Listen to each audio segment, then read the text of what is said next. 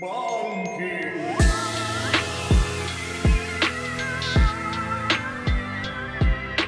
you what, let's look at these new changes. So up here we have Street Style World Tour PTS Flash Test Changelog for October 23rd. Let me move my camera so you can actually read along with me.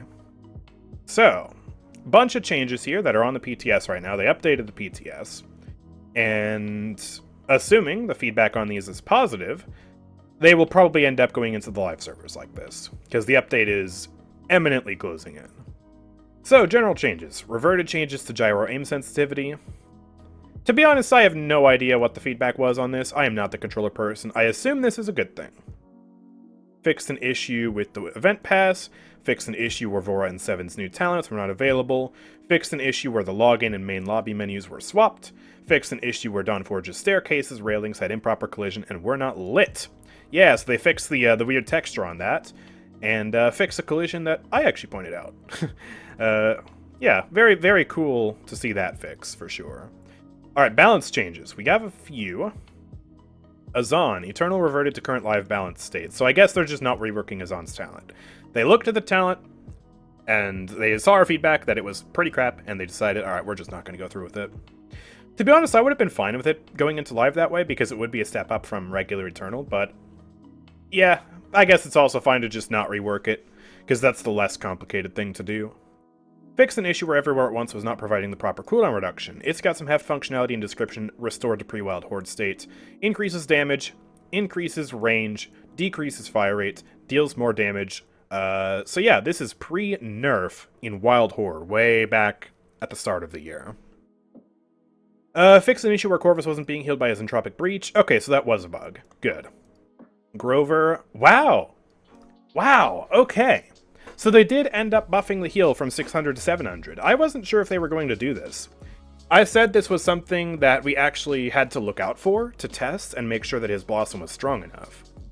From my testing, in double support he felt phenomenal, and I wasn't noticing him being that weak as a solo support.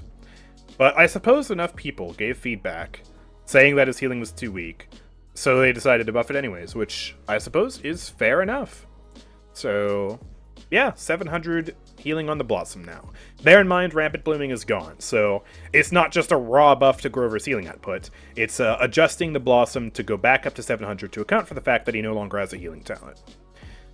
Hopefully that's not too strong, but yeah, I like having an impactful Blossom again. And with Rejuvenate, that is going to hit like a truck. What is it going to be, what is it, 20%? What does Rejuvenate scale to again? My brain's itchy. I forgot. 30%, right? 30% more of, thingy. So 700 times 1.3. Yeah, we're looking at a 910 Blossom with Rejuvenate, and then that's before Mother's Grace or Determination or any other tank card effects that buff healing up even further. So that's going to be very spicy. Very, very spicy. Kasumi reduced Essence Strain scaling from 2 to 1%. Alright, so the card's half as strong now. In a future update, we plan to remove and rework cards that amount to a damage amp. This nerf is meant to allow Kasumi more flexibility in build crafting. Until then, while preserving her upcoming buffs. So they're keeping the buffs, but they're nerfing this card, and eventually they're going to remove it. So this is just kind of like a step in between to make it so the card is basically just irrelevant. Koga, increased scaling of Swift Hands from 3 to 4%. Alright, nice. Make the card feel more impactful. Wow, nerfing the bonus of bullet time. Wow. I'm surprised by that. I must have played it improperly or something, because when I played bullet time, I mean, I did fine, but I honestly barely noticed the buff. Like, I barely noticed the talent. But I guess better Koga players than me felt it was too strong or something like that? Or enough people were complaining? So, wow, bullet time going down to 15%. That's surprising to me. Nyx. Yeah, fix the issue where Royal Presence wasn't doing poison damage. That's good. And Parasitic Pull now provides double Vora's Tendril card effects. Wait, guys, are we sure about that? 40% DR on Tendril now? Is that going to apply to Vora too, or just the ally? If it applies to Vora too, then uh-oh, double Tendril, DR on Tendril meta. Nope, just the ally. I still don't like the talent. I'm gonna keep it $150. I don't like it.